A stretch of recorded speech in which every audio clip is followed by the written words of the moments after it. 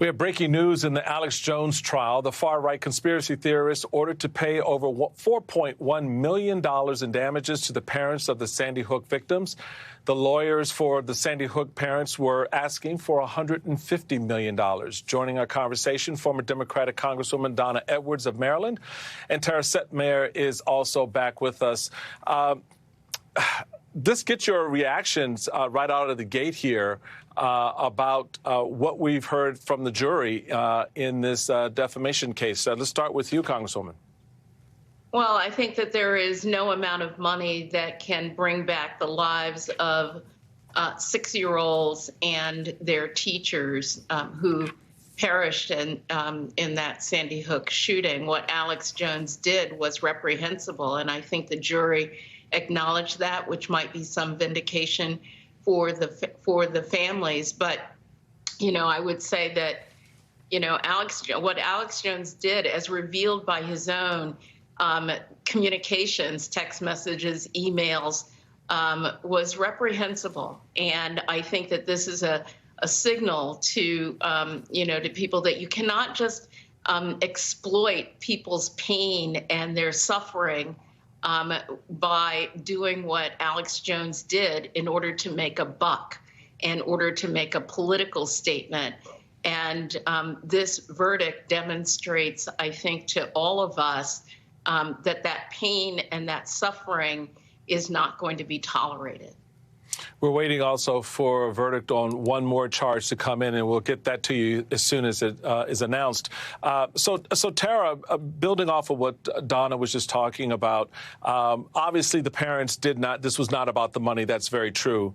How do you now? But we know these folks. How do you see this being spun? And do you think that the Jones types, the folks like him, will they learn something from this going forward?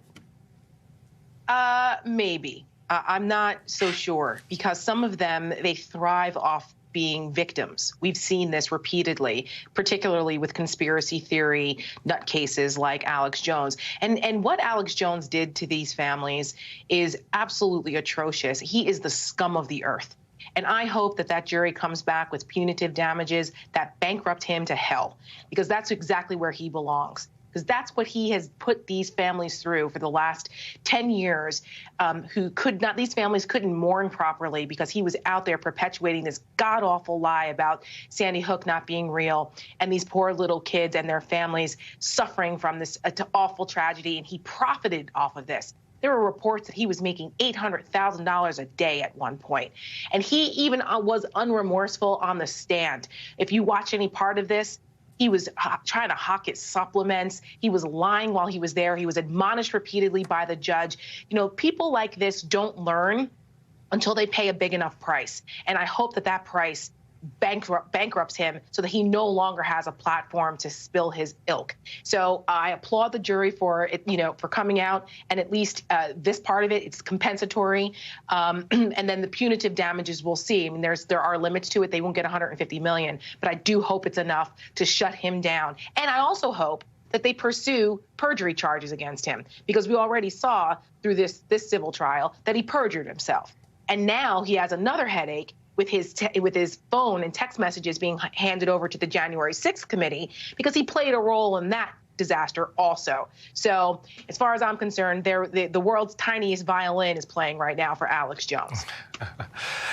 I think that's going to be true largely around the country at this point, Donna, because we watched real time the agony and the pain of these families, and to have someone like you know, Alex Jones out there sort of making money off of that pain does not feel good to the American people, doesn't resonate with them at all.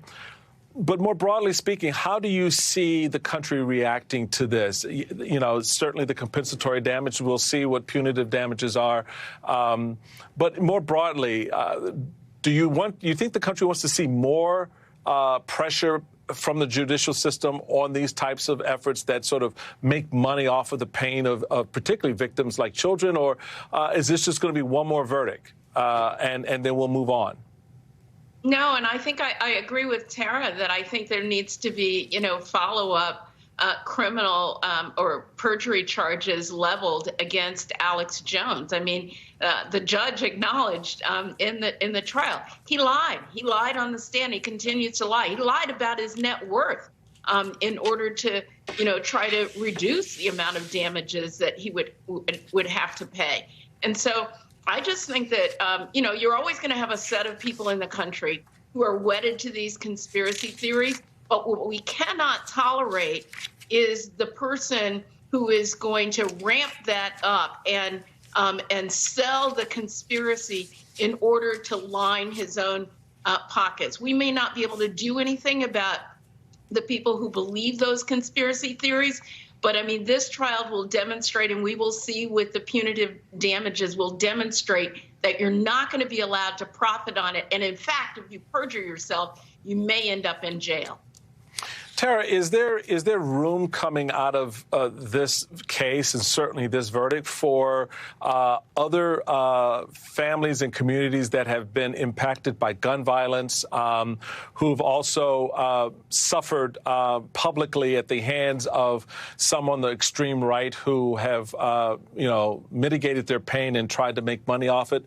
That they see this as a pathway, not just in dealing with the defamation, but also dealing with some of the more policy-oriented issues around gun violence and so forth?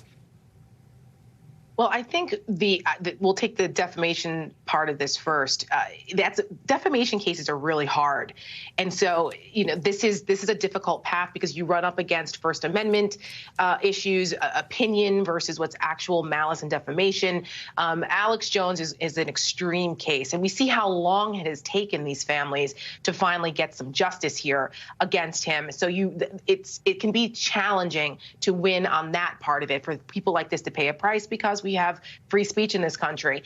But as far as gun legislation and moving forward with that, I think we have seen movement on it. Since Sandy Hook, unfortunately, there have been a rash of mass shootings, and we've seen the country start to open up a little bit more to the possibility of stricter gun laws that could possibly prevent these. We just saw something passed bipartisan this year, a modest step forward, but a step forward nonetheless. Donna Edwards and Tara Setmayer, thank you both very, very much. Appreciate you. Coming up, Don Jr. and Ivanka Trump appearing before New York investigators in a probe of their dad's business practices, how their testimony differs from senior Trump Organization officials. That's next.